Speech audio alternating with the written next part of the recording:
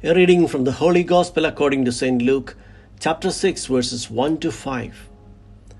Passage taken from the Message version of the Bible. On a certain Sabbath, Jesus was walking through a field of ripe grain. His disciples were pulling off heads of grain, rubbing them in their hands to get rid of the chaff and eating them.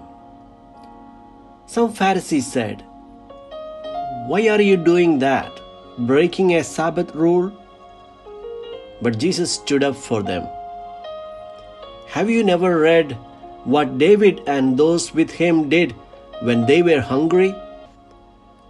How he entered the sanctuary and ate fresh bread off the altar, bread that no one but priests were allowed to eat.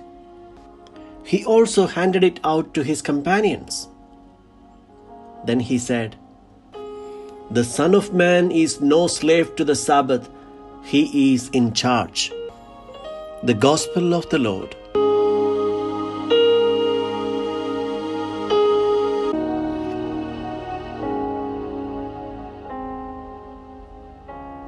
Reflections on the Gospel according to St. Luke, chapter 6, verses 1 to 5.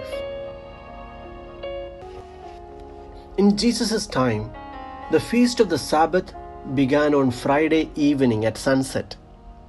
At that hour, in every village, a man climbed on the roof of the house and sounded the horn 3 times.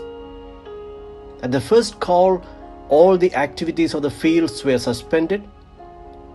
Then all the household works were stopped with the second call. Then, when stars appeared in the sky, the person in charge sounded the horn for the last time. Then mothers in the family placed a lighted lamp by the window of the house. It was a sign of a people's joy who would welcome Saturday and received it with a lighted lamp, because Saturday, the Sabbath day, was considered the bride and queen of Israel. The book of Deuteronomy prescribed that on the Sabbath, do not do any work. As the centuries have passed, the rabbis had begun to define more minutely what activities were prohibited on the Sabbath.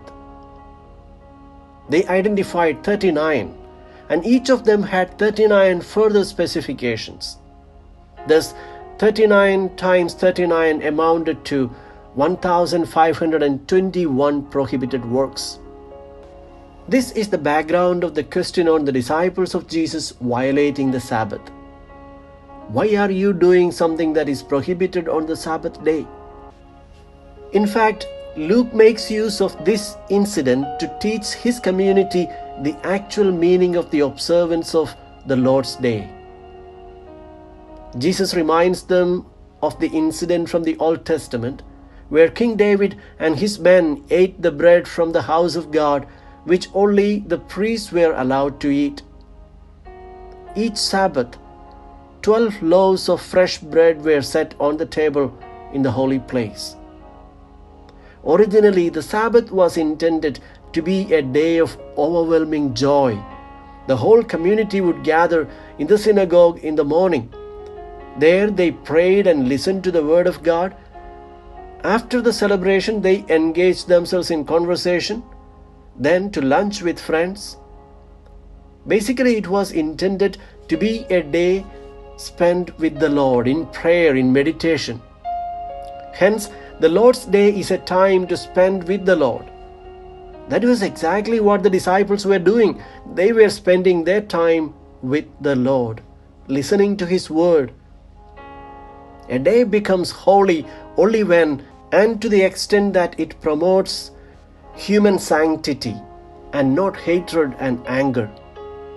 Today there is another danger, that the Lord's Day serves only to recover from the stress of the works of the week, to be able to start again with more energy, the feverish activity in which one is involved. This is the snake biting its tail. To be truly humanizing, the Lord's Day must be a time to devote to the Lord, to meditation and prayer, and works of charity.